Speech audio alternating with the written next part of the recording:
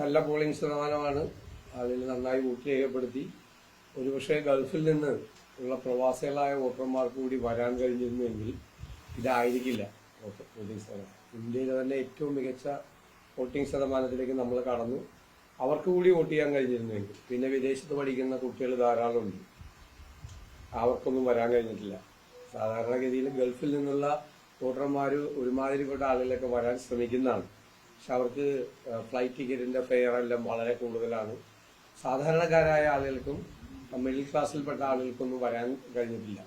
ഇല്ലായിരുന്നെങ്കിൽ നമുക്ക് ഇതിന്റെ അപ്പുറത്തേക്ക് ഈ വോട്ടിംഗ് ശതമാനം വർദ്ധിക്കുമായിരുന്നു തീർച്ചയായിട്ടും. പക്ഷെ നല്ല രീതിയിൽ ഇവിടെ ഉള്ള വോട്ട് വെച്ച് നമ്മൾ ചെയ്തിരിക്കുന്നത് മാക്സിമം ആണ്. നല്ല രീതിയിൽ വന്നിട്ടുണ്ട്, ആളുകൾ ഇതിൽ പങ്കാളികളായിട്ടുണ്ട്. അത് ഭയങ്കര സ്വാഗതാർഹമായ ഒരു കാര്യമാണ് ഉണ്ടാകുന്നത്. അല്ല, പോളിംഗ് ശതമാനം കൂടിയത് നമ്മളും നന്നായി വർക്ക് ചെയ്തിട്ടുണ്ട്. നമുക്ക് ചെയ്യാൻ പറ്റാവുന്ന അവസാനത്തെ വോട്ട് വരെ കൊണ്ടുപോയി നമ്മൾ ചെയ്യിച്ചിട്ടുണ്ട്. ഞാൻ കഴിഞ്ഞ ഒരു 30 വർഷത്തിനിടയിൽ കണ്ട UDFന്റെ പ്രവർത്തകരുടെയും നേതാക്കന്മാരുടെയും ഏറ്റവും മികച്ച തെരഞ്ഞെടുപ്പ് പ്രവർത്തനമായിട്ടാണ് ഞാൻ ഇതിന് വിലയിരുത്തുന്നത്. ഞാൻ അടുത്തറിഞ്ഞ് കണ്ടിട്ടുള്ള 35 വർഷത്തെ 91 മുതൽ 91ലും നല്ല പെർഫോമൻസ് 2001ലും UDFന് ഉണ്ടായിരുന്നെങ്കിലും ഇതുപോലത്തെ ഒരു ആവേശകരമായ ഒരു പ്രവർത്തനം UDF പ്രവർത്തകരുടെയും നേതാക്കളുടെയും ഭാഗത്തു നിന്ന് ഞാൻ എന്റെ ആദ്യത്തെ അനുഭവമാണ്. പൂർണ്ണമായിട്ടാണ് അവരെല്ലാം ചെയ്തുകൊണ്ട് വർക്ക് ചെയ്തത്. സ്വാഭാവികമായിട്ടും ഞങ്ങൾക്ക് തുടക്കം മുതലേ തന്നെ വിജയപ്രതീക്ഷയുണ്ട്. മാത്രമല്ല, കഴിഞ്ഞ 2005 മുതൽ ഞങ്ങളുടെ കൂടെ ഇല്ലാതിരുന്ന നിരവധി വിഭാഗങ്ങൾ UDFന് പിന്തുണ പ്രഖ്യാപിച്ചിട്ടുണ്ട്. വലിയ തോതിലുള്ള ഒരു സോഷ്യൽ ബാക്കപ്പ് സാമൂഹ്യമായി ഞങ്ങൾക്ക് കിട്ടിയിട്ടുണ്ട്. ദളിത് സംഘടനകൾ ഉൾപ്പെടെയുള്ള ഒരു വലിയ വിഭാഗം UDFനെ പിന്തുണച്ചിട്ടുണ്ട്. പിന്നോക്കം നിൽക്കുന്ന ജനവിഭാഗങ്ങൾ പിന്തുണച്ചിട്ടുണ്ട്. പിന്നെ പണ്ടെല്ലാം കോൺഗ്രസിന്റെയും UDFന്റെയും കൂടെ നിന്നിരുന്ന ധാരാളം ആളുകൾ ഇടയ്ക്ക് വെച്ച് പല കാരണങ്ങൾ കൊണ്ട് പിണങ്ങിപ്പോയവരും മാറിപ്പോയവരും എല്ലാം ശക്തമായി തിരിച്ചു വന്നിട്ടുണ്ട്. അതിനുവേണ്ടി ഞങ്ങൾ പ്രവർത്തിച്ചിട്ടുണ്ട് 5 കൊല്ലം, കഴിഞ്ഞ 5 കൊല്ലം. അതിന്റെ റിസൾട്ട് കൂടി ഉണ്ടായിട്ടുണ്ട്. തുടക്കം മുതലേ പ്രതിപക്ഷ നേതാവ് പറയുന്നതാണ് 100 സീറ്റ്. ഞാൻ അതിന്റെ ആത്മവിശ്വാസത്തിനൊരു രാഷ്ട്രീയമായ അടിത്തറയുണ്ട്. അത് പലർക്കും അത് മനസ്സിലായില്ല. നമ്മൾ വെറുതെ ഒരു നമ്പർ, ഒരു കൊട്ടക്കണക്ക് പറയുകയാണെന്നുള്ള രീതിയിലാണ്. ഞാൻ പറഞ്ഞല്ലോ, 2001 100 സീറ്റ് കിട്ടിയതാണ്. പിന്നെ 2005 മുതൽ ഒരുപാട് വിഭാഗങ്ങൾ UDFനെ വിട്ടുപോയിട്ടുണ്ട്. ഞാനതൊന്നും വിശദീകരിക്കുന്നില്ല. പക്ഷെ അവരെല്ലാം ഞങ്ങൾക്ക് തിരിച്ചു കൊണ്ടുവരാൻ ഞങ്ങൾക്ക് കഴിഞ്ഞിട്ടുണ്ട്. തിരിച്ചു കൊണ്ടുവരാൻ അതിൽ 90-95% പേര് തിരിച്ചു കൊണ്ടുവന്ന ഒരു പൊളിറ്റിക്കൽ വർക്ക്, വളരെ സൈലന്റ് ആയിട്ടുള്ള ഒരു പൊളിറ്റിക്കൽ വർക്ക് ഞങ്ങൾ നടത്തിയിട്ടുണ്ട്. ഒന്ന്. രണ്ടാമത്തത്, നമ്മൾ എല്ലാ ബൈ ഇലക്ഷൻസിലും പാർലമെന്റ് ഇലക്ഷനിലും ലോക്കൽ ബോഡി ഇലക്ഷനിലും ഉണ്ടായ അത്യപൂർവമായ വിജയം, ഒരു കാലഘട്ടത്തിലും ഉണ്ടാകാത്ത വിജയം, ഇന്ത്യയിൽ ഒരു സംസ്ഥാനത്തും ഒരു പ്രതിപക്ഷത്തിനും അവകാശപ്പെടാൻ കഴിയാത്ത ഒരു വിജയമാണത്. പാർലമെന്റില് നമുക്കൊരു പല കാരണങ്ങളുണ്ട്. ഇപ്പൊ രാഹുൽ ഗാന്ധിയെ പോലുള്ള ഒരാളുകളെ വന്ന് മത്സരിക്കുന്നതിന്റെയൊക്കെ ഒരു വ്യത്യാസമുണ്ട്. പക്ഷെ കഴിഞ്ഞ പ്രാവശ്യത്തെ പാർലമെന്റ് ഇലക്ഷനിൽ UP അധികാരത്തിൽ വരും, രാഹുൽ ഗാന്ധി പ്രധാനമന്ത്രി ആകുമെന്നുള്ള സാഹചര്യം. ഇപ്രാവശ്യം അതല്ല. ഇവിടെ തെരഞ്ഞെടുപ്പ് നടക്കുന്ന ഘട്ടത്തിൽ 400-ലധികം സീറ്റുമായി മോഡി ഭരണകൂടം അധികാരത്തിൽ വരും എന്നുള്ള ഒരു ധാരണ നിൽക്കുമ്പോൾ പോലും നമുക്ക് ഇത്രയും വലിയ വിജയം പാർലമെന്റിൽ ഉണ്ടാക്കാൻ കഴിയും. അത് സാധാരണ 19-ലുണ്ടായ വിജയത്തിൽ നിന്നും വ്യത്യസ്തമാണ്. ഞങ്ങൾ അങ്ങനെയാണ് വിലയിരുത്തുന്നത്. അപ്പൊ ഈ തെരഞ്ഞെടുപ്പുകളിലെല്ലാം ഉണ്ടായ വിജയം നമ്മുടെ ഒരു വർക്കിന്റെ രീതി, ഇലക്ഷൻ വർക്കിന്റെ രീതി, അതിൻ്റെ അകത്തൊരു പ്രൊഫഷണലായിട്ടൊരു വർക്ക് ചെയ്ത രീതി, ചിട്ടയായിട്ടുള്ള വർക്ക് ചെയ്ത രീതി, ഏത് കേഡർ പാർട്ടിയെ പോലും തോൽപ്പിക്കാൻ കഴിയാവുന്ന തരത്തിലുള്ള സംഘടനാ മികവും തെരഞ്ഞെടുപ്പ് പ്രവർത്തനവും UDFന് ചെയ്യാൻ കഴിയുമെന്ന് തെളിയിച്ച തെരഞ്ഞെടുപ്പുകളാണ് ഇതെല്ലാം. അതിന്റെ റിസൾട്ടാണ്, അതിന്റെ കണ്ടിന്യൂവേഷനാണ്, അതിന്റെ തുടർച്ചയായിട്ടാണ് ഞാനതിനെ കാണുന്നത്. ഞാനതിനെ രാഷ്ട്രീയമായ വിലയിരുത്തലാണ്.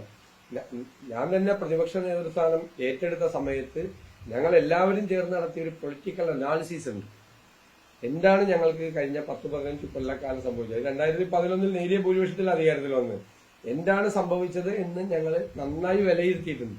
ആ വിലയിരുത്തലിന്റെ അടിസ്ഥാനത്തിൽ നടത്തിയ ഒരു വളരെ നിശബ്ദമായിട്ടുള്ള ഒരു വർക്ക്, അതിന്റെ നമ്മൾ പറയില്ലേ, എന്റെ കൾമിനേഷൻ ആണെന്ന് പറയുന്നത്, എന്റെ അവസാന ആണ് ആ ലോക്കൽ ബോഡി തെരഞ്ഞെടുപ്പും അതിന്റെ തുടർച്ചയായിട്ടുള്ളതാണ് ഈ തെരഞ്ഞെടുപ്പ്. അതാണ് നമ്മളൊരു അങ്ങനെ ഒരു കണക്കുകൂട്ടലിലേക്ക് നിങ്ങൾ പലരും വിചാരിച്ചിരിക്കുന്നത് ഇത് ഈ തെരഞ്ഞെടുപ്പ് കാലത്ത് നമ്മൾ ഇത്രയും വോട്ടിൽ ജയിക്കും, ഇത്രയും സീറ്റ് കിട്ടും എന്ന് പറയുന്ന അതല്ലായിരുന്നു. ഞാൻ അങ്ങനെ പറയുന്ന ഒരാളല്ല. അങ്ങനെ പറയുന്ന ഒരാളല്ല, അങ്ങനെ പറയാൻ പാടില്ല. അങ്ങനെ പറഞ്ഞാൽ നമ്മുടെ വിശ്വാസ്യത പോകും. ഇതിന്റെ അടിസ്ഥാനത്തിലാണ് ഞാൻ പറഞ്ഞത്. എല്ലാ തെരഞ്ഞെടുപ്പുകളിലെയും പ്രവചനം നടത്തിയത് അത്ര അടിസ്ഥാനത്തിന്റെ പേരില്ല. വെറുതെ കൊട്ടക്കണക്ക് ഒരു തെരഞ്ഞെടുപ്പിലും പറഞ്ഞിട്ടുണ്ടോ? ഏതെങ്കിലും തെരഞ്ഞെടുപ്പ് പറഞ്ഞില്ലേ? ലോക്കൽ ബോഡിയിൽ ഞാൻ 4 കോർപ്പറേഷൻ കിട്ടുമെന്ന് പറഞ്ഞപ്പോൾ എന്നെ എല്ലാവരും കളിയാക്കുമായിരുന്നു. 4 കോർപ്പറേഷനോ UDF എന്ന് ചോദിച്ച് കളിയാക്കുമായിരുന്നു. പക്ഷെ കിട്ടിയല്ലോ 4 കോർപ്പറേഷൻ. 7 ജില്ലാ പഞ്ചായത്ത് വേണമെങ്കിൽ 8ഉം 9ഉം ജയിക്കാന്ന് പറയാം. 8ാമത്തെ കാസർഗോഡ് 1 സീറ്റിനും 9ാമത്തെ തിരുവനന്തപുരത്ത് 2 സീറ്റുമാണ് പോയത്. അപ്പൊ അത് ആ കണക്കിന്റെ അടിത്തറ ഇതാണ്.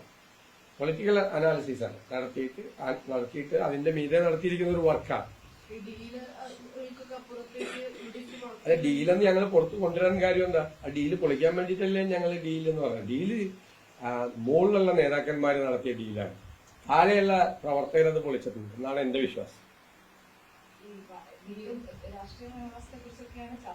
അതായിക്കോട്ടെ തന്നെ, അതൊക്കെ നമ്മൾ ഓരോ കാര്യത്തിൽ നമ്മൾ പറഞ്ഞ വാക്കുകൾ അവിടെ തന്നെ നിൽക്കുന്നുണ്ടല്ലോ. നിങ്ങളുടെയൊക്കെ ലൈബ്രറിയിൽ ഉണ്ടല്ലോ അത്. അങ്ങനത്തെ ഒരു സാഹചര്യം വന്ന് ഞാനത് ചെയ്തില്ലെങ്കിൽ നിങ്ങൾ അന്വേഷിച്ചാൽ പോരെ. ഇനി അത് എല്ലാ ദിവസവും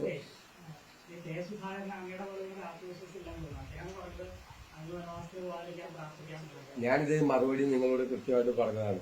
അദ്ദേഹത്തെ പോലെ ഒരാളുടെ അടുത്ത് പോയി നിങ്ങളിങ്ങനെ കുത്തി ചോദ്യങ്ങൾ ചോദിക്കുന്നതും നിങ്ങൾക്ക് ആവശ്യമുള്ള ഒരു വാർത്ത വരുത്തുന്നതിന് വേണ്ടി ചില മാധ്യമപ്രവർത്തകർ, ഞാൻ താങ്കളെയല്ല പറഞ്ഞത്, ചില മാധ്യമപ്രവർത്തകർ പോയി മനുഷ്യത്വരഹിതമായൊരു കാര്യമാണ് നിങ്ങൾ ചെയ്തത്, നിങ്ങൾ ആത്മപരിശോധന നടത്തിയാൽ മതി. അതാണോ മാധ്യമപ്രവർത്തനം? ഇത്രയും ഞാൻ പറയുന്നത് അതിനെ കുറിച്ച്.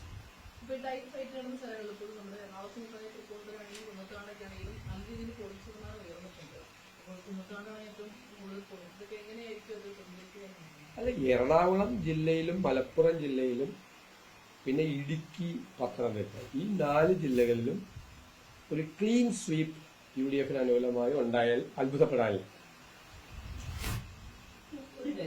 4 ജില്ല എന്ന് വെച്ചാൽ 40 സീറ്റാണ്. 16ഉം 14ഉം 5ഉം 5, 40 സീറ്റിൽ ഒരു ക്ലീൻ സ്വീപ്പ് ഈ 4 ജില്ലയിൽ UDF അനുകൂലമായി. ഞാൻ ബാക്കി ജില്ലയിലൊന്നും ഞാനത് അവകാശപ്പെടുന്നില്ല. 4 ജില്ലയിലും ബാക്കി ജില്ലയിൽ വയനാട് ഉണ്ടാവും. 43 സീറ്റ്. 5 ജില്ലകളിൽ ക്ലീൻ സ്വീപ്പ് എന്നാണ് ഞങ്ങളുടെ ഒരു പ്രതീക്ഷ. 43 സീറ്റ്.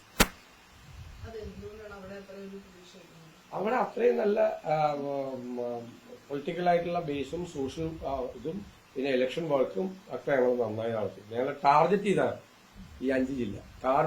ആദ്യം തന്നെ ഈ 5 ജില്ലയിൽ മുഴുവൻ സീറ്റും പിടിക്കണം എന്നുള്ളൊരു ടാർഗറ്റ് ചെയ്തിട്ടുണ്ട്. അപ്പൊ ഇപ്പോഴത്തെ പോളിംഗ് ശതമാനവും അവിടുത്തെ ഒരു വർക്കും എല്ലാം കൂടി അസസ് ചെയ്ത് ഈ 43 സീറ്റ് കിട്ടിയാലും എനിക്ക് അത്ഭുതം ഉണ്ടാവില്ല. ഈ മധ്യകേരളത്തിലെ കണക്ക് നോക്കിക്കഴിഞ്ഞാൽ ആലപ്പുഴയിലൊക്കെ പോളിംഗ് ശതമാനം ഈ മറ്റൊരു താരതമ്യം ചെയ്യുമ്പോൾ ഉയർന്നിട്ടില്ല. കോട്ടയത്തും ആ രീതിയിലേക്ക് ഉയർന്നിട്ടില്ല. അവിടെ നമ്മളിപ്പോൾ ഉദ്ദേശിച്ച രീതിയിലേക്ക് പ്രവർത്തിക്കുന്നു. നമ്മളുടെ വർക്ക് നടന്നിട്ടുണ്ട് അവിടെ. ആലപ്പുഴ ജില്ലയിൽ ഞങ്ങൾക്ക് കഴിഞ്ഞ പ്രാവശ്യം ഒരു സീറ്റ് ഉണ്ടായിരുന്നു. അതായിരിക്കില്ലല്ലോ ഇപ്രാവശ്യം. ന്യൂനപക്ഷ വോട്ടുകളൊക്കെ അനുകൂലമായിട്ട് രേഖപ്പെടുത്തിയെന്ന് അല്ല, ഇതിനകത്ത് ഒരു പൊതുവായിട്ട് ട്രെൻഡാണ്. ഒന്ന് ഗവൺമെന്റിനെതിരായിട്ടുള്ളൊരു വികാരമുണ്ട്. അപ്പോൾ ആളുകൾക്ക് ഒരു നിരാശയും മറ്റും കിട്ടും. വല്ലാത്ത ഒരു പ്രയാസവും ഒരു പ്രതിഷേധവും അമർഷവും ഒക്കെ ഉണ്ട്. അതിന്റെ കൂടെ സാധാരണ പതിവില്ലാത്ത തരത്തിൽ ഞങ്ങളൊരു ഹോപ്പ് കൂടി കൊടുത്തിട്ടുണ്ട്. ഞങ്ങളൊരു ഓൾട്ടർനേറ്റീവാണ്, ഞങ്ങളൊരു ബദലാണ്, ഇതിന് ഞങ്ങളൊരു മാറ്റം ഉണ്ടാക്കും, ഞങ്ങൾക്കതിന് കഴിയും എന്നുള്ളൊരു സംഭവം കൂടി കൊടുക്കുന്നുണ്ട്. സാധാരണ അത് ചെയ്യാറില്ല, ഒരു പ്രതിപക്ഷം അത് ചെയ്തിട്ടില്ല. ഞങ്ങൾ വരുമ്പോൾ ആ സിറ്റുവേഷൻ ഇല്ലെങ്കിൽ ആളുകൾ ഇപ്പോൾ പറഞ്ഞു തുടങ്ങി എല്ലാവരും ഒരുപോലെയാണ് എന്ന് പറഞ്ഞു തുടങ്ങിയിരിക്കുന്ന ഒരു സാഹചര്യത്തിൽ നിന്ന് വ്യത്യസ്തമായി അവർ വന്നാൽ മാറ്റം ഉണ്ടാകും എന്നൊരു ചർച്ച അത് ഏറ്റവും കൂടുതൽ ചെറുപ്പക്കാരുടെ ഇടയിൽ ഞങ്ങൾക്ക് ഉണ്ടാക്കാൻ കഴിഞ്ഞിട്ടുണ്ട്. ഞങ്ങളുടെ ഒരു തെരഞ്ഞെടുപ്പ് പ്രവർത്തനത്തിന്റെയും ഞങ്ങളുടെ ഒരു വ്യത്യസ്തമായ ശൈലിയായിരുന്നു. ഇതുവരെ ഉണ്ടാകാത്തൊരു വ്യത്യസ്തമായ ശൈലി. നിങ്ങൾക്ക് തന്നെ അറിയാലോ, 2 വർഷം മുമ്പേ ഞങ്ങൾ ഈ പറയുന്ന ഗവൺമെന്റ് പരാജയപ്പെട്ടു എന്ന് ഞങ്ങൾ ആക്ഷേപിച്ച ഫീൽഡിലെല്ലാം ഞങ്ങളൊരു വർക്ക് തുടങ്ങിയിട്ടുണ്ടായിരുന്നു. ഒരിക്കലും ഒരു പ്രതിപക്ഷം ചെയ്യാത്തതാണ്. സാധാരണ ചെയ്യാറുള്ളത് അവസാനമാകുമ്പോഴേക്കും ഒരു ഇലക്ഷൻ തൊട്ട് മുമ്പ് ഞങ്ങൾ ഇതുപോലത്തെ ഒരു കോൺക്ലേവ് നടത്തും, അല്ലെങ്കിൽ AKG സെന്ററിൽ ഒരെണ്ണം നടത്തി 2 പ്രതിപക്ഷത്തിരിക്കുന്ന ആരാണ്. ഇത് ഓരോ ടോപ്പിക്കിലും ഓരോ സബ്ജക്റ്റിലും നല്ല വർക്കാണ് തരുന്നത്. ഓരോ സബ്ജക്റ്റിലും എന്താണ് ചെയ്യേണ്ടത് എന്നതിനെ കുറിച്ചുള്ള കൃത്യമായ ധാരണ ഉണ്ടായി. അതിന്റെ എല്ലാവരുടെ അടിസ്ഥാനത്തിലാണ് ഈ കണക്ക് പറയാറ്. ഉറപ്പായിട്ട് സംസ്ഥാനത്തൊട്ടാകെ UDF തരങ്ങളുണ്ട്. ഞാൻ ഇന്നലെയും പറഞ്ഞല്ലോ. നിയമത്തിൽ ന്യൂനപക്ഷ വോട്ടുകളെ ഭിന്നിപ്പിച്ച് UDF-ന് BJP-ക്ക് അനുകൂലമായി UDF ശ്രമിച്ചത് ശിവൻകുട്ടിയുടെ ഒരു ആരോപണമാണ്. ആ പറയുന്നതിലൊക്കെ എന്താ അടിസ്ഥാനമുള്ളത്? ന്യൂനപക്ഷങ്ങൾ അവിടെ ഞങ്ങളും മത്സരിക്കില്ല. അവിടുത്തെ ന്യൂനപക്ഷങ്ങൾ ഞങ്ങൾക്ക് വോട്ട് ചെയ്ത് എന്താ കുഴപ്പം? ശിവൻകുട്ടിക്ക് എന്താ പ്രശ്നം? ഞങ്ങൾ മത്സരിക്കുകയല്ലേ? ഞങ്ങളുടെ തെരഞ്ഞെടുപ്പ് സീരിയസ് ആയിട്ട് മത്സരിക്കുന്നതുകൊണ്ടല്ലേ ഞങ്ങളുടെ മുൻ MLA KS ശബരിനാഥനെ ഞങ്ങൾ മത്സരിപ്പിച്ചത്. ഞങ്ങളൊരു വീക്ക് കാൻഡിഡേറ്റിനെ മത്സരിപ്പിച്ചിരുന്നെങ്കിൽ ശിവൻകുട്ടി പറഞ്ഞതിനെ അത് BJP ജയിപ്പിക്കാൻ വേണ്ടിയിട്ടാന്ന് പറഞ്ഞത്. അതൊക്കെ വെറുതെ ന്യൂനപക്ഷ വോട്ട് ഒരു UDF സ്ഥാനാർത്ഥിക്ക് കിട്ടിയതിന് ഇദ്ദേഹം എന്തിനാണ് ദുഃഖിക്കണം? അത് ഞങ്ങൾക്ക് കിട്ടൂല, ഞങ്ങൾക്ക് കിട്ടണമല്ലോ. ന്യൂനപക്ഷങ്ങളിൽ അദ്ദേഹത്തിന്റെ പാർട്ടിയിൽ വിശ്വാസമില്ല. ഇവരാരും ഈ കേരളത്തിന്റെ ചരിത്രത്തിൽ ആദ്യമായിട്ടാണ് മന്ത്രിമാരും മണ്ഡലത്തിൽ നിന്ന് പുറത്തിറങ്ങാറ്. നിങ്ങളൊന്ന് പരിശോധിക്കും. ഞങ്ങളെ പൂട്ടുന്നല്ലേ പറഞ്ഞത്? VD സതീശന്റെ നിയോജകമണ്ഡലത്തിൽ പൂട്ടും, അവരെ പൂട്ടും, ഇവരെ പൂട്ടും, പുറത്താക്കൂല, അവിടെ നിന്ന് ജയിക്കാൻ. ഞാൻ നിങ്ങൾക്കറിയാല്ല, ഞാൻ നോമിനേഷനും കൊടുത്തൊരു പ്രചരണവും നടത്തിയിട്ട് ഞാൻ പോയിട്ട് ഞാൻ കലാശക്കൊട്ടിന്റെ അന്ന് രാവിലെയാണ് തിരിച്ചു വന്നത്. അറിയാലോ, ഈ മന്ത്രിമാരെ നിങ്ങൾ തെക്കുന്ന അങ്ങോട്ട് വടക്കോട്ട് എണ്ണിക്കോ. എത്ര പേര് മുഖ്യമന്ത്രി പോയി ഞാൻ സമ്മതിക്കുന്നു, അദ്ദേഹത്തിന് പോവാം. ബാക്കിയുള്ള വലിയ അവകാശവാദമൊക്കെ ഉന്നയിച്ച ഈ മന്ത്രിമാരുണ്ടല്ലോ, ഈ ശിവൻകുട്ടികളൊക്കെ സ്വന്തം മണ്ഡലത്തിന്റെ പുറത്തോട്ട് പോയിട്ടില്ല. ഇവരാണ് APCC പ്രസിഡന്റൊക്കെ ഒരുപാട് ജില്ലകളിൽ പര്യടനം നടത്തി. അതെ,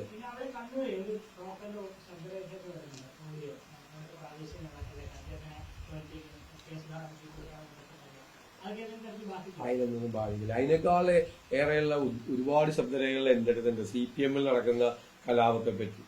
ഞങ്ങളാരും ഇത് പുറത്തു കൊടുക്കാറില്ല, പിന്നെ ഞങ്ങളിത് റെക്കോർഡ് ചെയ്യാറില്ല. ഞാൻ നിങ്ങളോട് പറയാണ്, CPM-ൽ ഇപ്പോൾ നടക്കുന്ന കലാപത്തിന്റെ പുറകിൽ മുതിർന്ന നേതാക്കൾ എല്ലാവരും ഉണ്ട്. ഇത് കഴിയുമ്പോൾ കാണാം, റിസൾട്ട് കഴിയുമ്പോൾ കാണാം.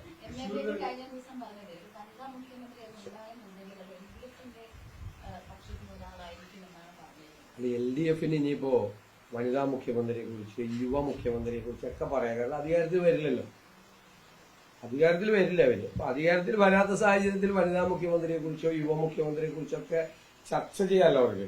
അവര് ശ്രീ പിണറായി വിജയന്റെ നേതൃത്വത്തിൽ അദ്ദേഹത്തിന് മുന്നിൽ നിർത്തിയിട്ടല്ലേ മത്സരിച്ചത്, അല്ലെ? 10,000 ബോർഡ് പിണറായി വിജയന്റെ പടം വെച്ചിട്ടല്ലേ അവര് മത്സരിച്ചത്, അല്ലെ? പിണറായി 3 എന്നല്ലേ അവര് പറഞ്ഞത്. അവരുടെ ക്യാമ്പയിനിൽ എല്ലാത്തിലും മൂന്നാം പിണറായി ഭരണം എന്നല്ലേ പറഞ്ഞത്. അപ്പൊ ഇപ്പൊ വനിതാ മുഖ്യമന്ത്രിയെ കുറിച്ച് പറയണതും ഭരണം ഒരു കാരണവശാലും വരില്ല എന്ന് ഉറപ്പുള്ളതുകൊണ്ടല്ലേ. അല്ല, അത് ഞങ്ങൾക്ക് നല്ല അനുകൂലമായി. ഞാൻ ആദ്യമേ പറഞ്ഞല്ലോ, ഞങ്ങളുടെ ആളുകളൊക്കെ പെട്ടെന്ന് ഇതായി. കാരണം ഞങ്ങൾക്ക് വളരെ കുറച്ചേ ഉണ്ടായിരുന്നു ബോർഡുകളൊക്കെ, സാമ്പത്തിക പ്രശ്നം ഉണ്ടായിരുന്നു. അപ്പൊ എല്ലാവരും പെട്ടെന്ന് ഡൗൺ ആയി. അങ്ങനെയല്ല ഇലക്ഷൻ കാലത്ത് പ്രവർത്തകർ. അപ്പൊ ഞാൻ പറഞ്ഞു സമാധാനിച്ചോ, അത് നമുക്ക് അനുകൂലമായി മാറുന്നു. അമിതമായ പ്രചരണം അത് സർക്കാരിന്റെ കാശ് കൊണ്ടാണ് നടത്തിയതെന്നുള്ള ബോധ്യം ജനങ്ങൾക്ക് മുഴുവനുണ്ട്. സർക്കാരിന്റെ പണമാണ് ഉപയോഗിച്ചത്. 6 മാസമായില്ല തുടങ്ങിയത്. ഏതെങ്കിലും ഒരു സർക്കാർ കേരളത്തിന്റെ ചരിത്രത്തിൽ ഇതുപോലെ സർക്കാർ പണം എടുത്തിട്ട് തെരഞ്ഞെടുപ്പ് പ്രചരണം നടത്തിയിട്ടുണ്ടോ? തെരഞ്ഞെടുപ്പിന് 6 മാസം മുമ്പേ തുടങ്ങിയ വർക്കാണ്, കോടികളാണ്. ഞാനൊരു കംപ്ലീറ്റ് ഡീറ്റെയിൽസ് ഉണ്ട്, ഞാനൊരു കംപ്ലീറ്റ് ഡീറ്റെയിൽസ് എടുത്തു തരാം. ഫിനാൻസിൽ നിന്ന് ഓരോന്ന് പാസ്സാക്കി പോകുന്നത്. സോഷ്യൽ മീഡിയ ക്യാമ്പയിന് വരെ 15 കോടി കൊടുത്തേക്കാണ്. Social media campaign. ഗവൺമെന്റ് എവിടെയാണ് സോഷ്യൽ മീഡിയ ക്യാമ്പയിൻ നടത്തുന്നത്? ഗവൺമെന്റിന് വേണ്ടി സോഷ്യൽ മീഡിയ ക്യാമ്പയിൻ നടത്താൻ വെച്ചിരിക്കുന്ന ആളുകൾ മുഴുവൻ പാർട്ടിക്ക് വേണ്ടിയിട്ടാണ് അവിടെ വർക്ക് നടത്തുന്നത്. എന്നിട്ട് സർക്കാരിൽ നിന്ന് ബില്ല് കൊടുത്തേക്കാണ് 15 കോടി രൂപ. നമ്മുടെ പൈസയാണ്, നമ്മുടെ നികുതി പണമാണ്. ഇതുപോലെ മെഷീനറി മിസ്യൂസ് ചെയ്ത ഒരു കാലം കേരളത്തിലുണ്ടായിരുന്നു. മറ്റു സ്റ്റേറ്റിലൊക്കെ കാണുമല്ലോ, കേരളത്തിലുണ്ടായിരുന്നു. ഒരു കാര്യം കൂടെ, വോട്ട് ചെയ്യാൻ പറ്റാത്ത ഒരുപാട് തെരഞ്ഞെടുപ്പ് ഉദ്യോഗസ്ഥരുണ്ട്, പോലീസുകാര്, മറ്റു ഓഫീസേഴ്സ്. അല്ലാതെ ഞങ്ങൾ പരിശോധിച്ചുകൊണ്ടിരിക്കുകയാണ്. അത് ഇലക്ഷൻ കമ്മീഷന്റെ കാര്യത്തിൽ നിന്ന് ബാലറ്റ് പേപ്പർ സമയത്ത് അവൈലബിൾ ആക്കാത്തതിന്റെ ഒരു ഗുരുതരമായ തെറ്റുണ്ട്. ഞാനത് ഇലക്ഷൻ കമ്മീഷൻ എഴുതിയിട്ടുണ്ട്. ഇവിടുത്തെ ഇലക്ട്രൽ ഓഫീസറായിട്ട് നേരിട്ട് സംസാരിച്ചു, അദ്ദേഹത്തിന് കത്തും കൊടുത്തിട്ടുണ്ട്. സാധാരണ ഇത് കൃത്യമായിട്ട് പോസ്റ്റലോട്ട് കിട്ടി കറക്റ്റായിട്ട് ഇലക്ഷൻ മുമ്പിൽ ചെയ്യുന്ന ഇത് ഫെസിലിറ്റേഷൻ സെന്ററിൽ ചെന്ന് ഇപ്പോ പറവൂരിൽ നിന്നുള്ള ഒരു അധ്യാപിക, അവർക്ക് പോളിംഗ് ഡ്യൂട്ടി വൈപ്പിലാണ്. വൈപ്പിലിന്റെ ഫെസിലിറ്റേഷൻ സെന്റർ ഫോർട്ട് കൊച്ചിയിലാണ്. അവര് പറവൂരിൽ നിന്ന് ഫോർട്ട് കൊച്ചിയിൽ 3 പ്രാവശ്യം വിളിച്ചു. 3 പ്രാവശ്യം അവിടെ ബാലറ്റ് പേപ്പർ ഉണ്ടായിരുന്നില്ല. ഒന്നിനും എത്തി കണ്ടില്ല. എത്ര പേര് പോവും അങ്ങനെ ബാലറ്റ് അന്വേഷിച്ചിട്ട്? അതൊരു തെരഞ്ഞെടുപ്പ് എല്ലാവരും വോട്ട് ചെയ്യണമെന്ന് തെരഞ്ഞെടുപ്പ് കമ്മീഷൻ ക്യാമ്പയിൻ നടത്തിയിട്ട് കാര്യമില്ല. സിനിമാ താരങ്ങളെ കൊണ്ടൊന്നും മറ്റു തന്നത് എല്ലാവരും, അതൊക്കെ നല്ലതാണ്. പക്ഷെ അതേ അവസരത്തിൽ അവര് ഈ പോളിംഗ് ഡ്യൂട്ടിയിൽ ഉണ്ടായിരുന്ന ഉദ്യോഗസ്ഥർക്ക് വോട്ട് ചെയ്യാനുള്ള ഒരവസരം കൺഫ്യൂഷൻ ഉണ്ടാക്കി. ഉറപ്പായി ഇവ നോക്കട്ടെ എത്ര ശതമാനം പേര് വോട്ട് ചെയ്തിട്ട് നമ്മളൊന്ന് ചെക്ക് ചെയ്തോ. പോലീസ് ഓഫീസേഴ്സിനൊന്നും ചെയ്യാൻ പറ്റിയിട്ടില്ല. NCC cadets, special police officers ആയിട്ട് എടുക്കുന്നത് ആ. ഒന്നും ചെയ്യാൻ പറ്റില്ല. വലിയ ബുദ്ധിമുട്ടാണ്. അവരൊക്കെ 18 വയസ്സ് കഴിഞ്ഞ കുട്ടികൾ ധാരാളമായിട്ടുണ്ട്. ഞാൻ തന്നെ എന്റെ നിയോജനത്തിൽ നേരിട്ട് ഇടപെട്ടിട്ടാണ് പലർക്കും ഉള്ളത് കിട്ടിയത്. വലിയ ബുദ്ധിമുട്ടായിരുന്നു. ഇത് ഈ ആരോപണം പറയണമെന്നുള്ള ഉദ്ദേശിച്ചല്ലോ. ഇവിടെ എവിടെയെങ്കിലും എൻ ഡി അക്കൗണ്ട് തുറക്കാൻ സാധ്യതയുണ്ടോ? ഞാനൊരു സാധ്യതയും കാണുന്നില്ല. ആദ്യത്തെ എന്റെ ഒരു അസസ്മെന്റ് ഇനി ഇരട്ടി പിന്നലെ എല്ലാ നിയോജകമണ്ഡലങ്ങളിൽ നിന്നുള്ള റിപ്പോർട്ടുകളൊക്കെ വരുന്നത് ഇന്ന് നാളെ ആയിട്ടല്ലേ വരും. അത് കഴിഞ്ഞ് പറഞ്ഞു ഇതുവരെയുള്ള നമ്മുടെ ഒരു അസസ്മെന്റിൽ അങ്ങനെ ഒരു സാധ്യത കുറവാണ്. ഈ പറവൂരിലെ 2-3 കള്ളവോട്ട് നന്നായിട്ട് എവിടെയാണ് ഞാൻ അറിഞ്ഞില്ലല്ലോ. ഈ കലാമണ്ഡലം, കരിഭാഗം, ആണോ? 3 സ്ഥലത്ത് പറയുന്നുണ്ട്. ഞാൻ അറിഞ്ഞില്ല. എന്റെ ശ്രദ്ധയിൽപ്പെട്ടില്ല.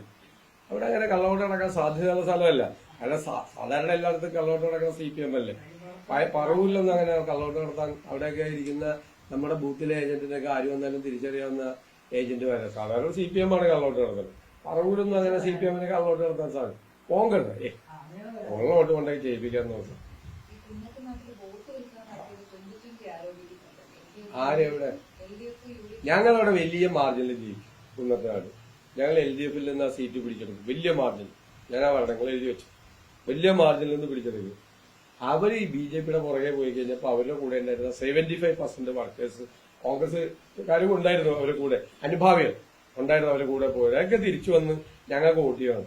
അവരുടെ പരിതാപകരമായ 3-ാം സ്ഥാനത്തായിരിക്കും അവർ 2020 പരിതാപകരമായ 3-ാം സ്ഥാനം.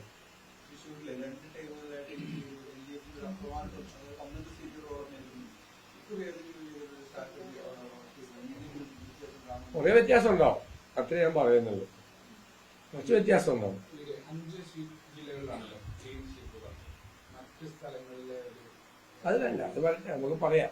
ഇത് പറഞ്ഞാണ് അത് പറയാം. നമുക്ക് എല്ലായിടത്തും നിന്നുള്ള മുഴുവൻ റിപ്പോർട്ടുകളൊക്കെ ഒന്ന് വരട്ടെ. അല്ല ഈ വയനാട് മണ്ഡലത്തിൽ ചർച്ചയായിട്ടില്ല. അത് CPM-ന്റെ മറ്റേ ഇത് നടത്തുന്ന ആളുകളുടെ ഇടയിൽ ചർച്ച ചെയ്തിട്ടുണ്ട്. അല്ലാതെ ഒരു ചർച്ചയായിട്ടില്ല. അത് ചർച്ചയാക്കാൻ വേണ്ടി ശ്രമിച്ചു. കാരണം ഒന്നുമില്ല, പ്രതിരോധിക്കാൻ രക്തസാക്ഷി ഫണ്ട് തട്ടിപ്പ് നടത്തിയത് പ്രതിരോധിക്കാൻ വിഷയമില്ലാതെ ശബരിമല തട്ടിപ്പും വലിയ കൊള്ള നിൽക്കിയല്ലേ. ശബരിമലയിലെ കൊള്ളയും മറ്റേ രക്തസാക്ഷി ഫണ്ടും ഇങ്ങനെ നിൽക്കിയല്ലേ. അതിനായുള്ള വിഷയമുള്ളത്. മറ്റേതിലൊന്നും ഒരു രൂപയുടെ പോലെ ക്രമക്കേടില്ലെന്ന് ബാങ്കിന്റെ അക്കൗണ്ട് ഷീറ്റ് കൊടുത്തു കഴിഞ്ഞപ്പോൾ ക്ലിയർ ആയത്. എല്ലാ ദിവസവും പുള്ളിയോട് ചോദിക്കാൻ പറഞ്ഞേക്ക് എന്നോട് വന്നിട്ട് 25 പ്രാവശ്യം ഇത് വന്നിട്ട്. അത് നിങ്ങൾക്ക് ആവശ്യമുള്ള മറുപടി എന്റെ നിന്ന് കിട്ടില്ലല്ലോ. കൈരളിയിൽ ലീഡ് കൊടുക്കാനുള്ള മറുപടി എന്റെ നിന്ന് കിട്ടി. കഴിഞ്ഞില്ലേ മോനെ, ഇലക്ഷനൊക്കെ കഴിഞ്ഞില്ലേ. ഞാൻ അവിടെ വിളിച്ചു പറയാ. എല്ലാ ദിവസവും വന്ന് ഞാൻ ഇതേ ചോദ്യം ചോദിക്കുമ്പോ എന്റെ സഹപ്രവർത്തകർക്ക് പോലും എന്നോട് ഒരു സഹതാപം തോന്നുവാണ്. എന്നോടൊന്ന് അവിടെ ആ ബ്യൂറോയിലോ അല്ലെങ്കിൽ മുകളിലത്തെ സ്ഥലത്തോ മോനൊന്ന് വിളിച്ചു പറയാം. എല്ലാ ദിവസവും കഴിഞ്ഞ് 25 ദിവസവും വന്നിട്ട് പ്രതിപക്ഷ നേതാവിനെ കാണുമ്പോൾ ഇതേ ചോദ്യം ചോദിക്കുന്നു. ഇതേ ചോദ്യം ആവർത്തിച്ച് ചോദിക്കുമ്പോ എന്നോട് എന്റെ സഹപ്രവർത്തകർക്ക് വരെ വില കുറവ് തോന്നുന്നു എന്ന് മോനൊന്ന് വിളിച്ചു പറയാം. അവിടെ അതൊക്കെ നല്ല നല്ല മാർഗം.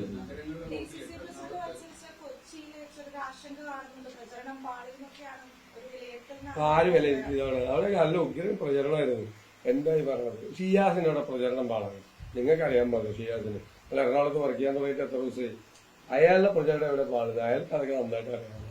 അത് 10 പേരുടെ ജോലി എടുക്കുന്ന ആളാണ്. 10 പേരുടെ ജോലി ഒരുമിച്ച് എടുക്കുന്ന ആളാണ്. പിന്നെ അയാൾ അവിടെ ചെല്ലുന്നത് തന്നെ അവിടെ വലിയ ആവേശമാണ്. ആ DC പ്രസിഡന്റ് അവിടെ ചെല്ലുന്നത് തന്നെ ഭയങ്കര ആവേശമാണ്. കൊച്ചി നിങ്ങൾ കൊച്ചി 23,000 വോട്ടിന് ഒരു കാര്യമുണ്ട്. 23,000 വോട്ടിന് കഴിഞ്ഞ പ്രാവശ്യം CPM ജയിച്ച സീറ്റിലാണ് ഞങ്ങളുടെ DCC പ്രസിഡന്റ് പോയി മത്സരിച്ചത്. ആലോചിച്ചോളോ, സിറ്റിംഗ് MLA 23,000 വോട്ടിന് ജയിച്ച സീറ്റിൽ പോയിട്ടാണ് ഞങ്ങളുടെ DCC ആരെങ്കിലും പറഞ്ഞു വിടുവല്ലേ. ഞങ്ങളുടെ DCC പ്രസിഡന്റ് നേരിട്ട് പോയി മത്സരിച്ചു.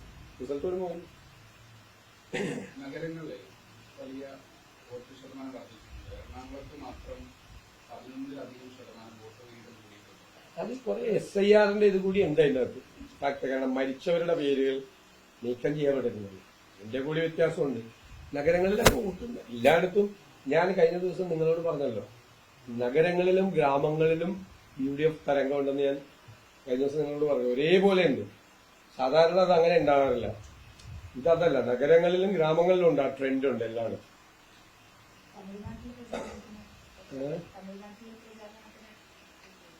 ഓണം ക്ഷീണമൊന്നും മാറി. അപ്പൊ ശരി, ഈ 4-ാം തീയതി കഴിഞ്ഞിട്ടാണ്. 4-ാം തീയതിയാണോ?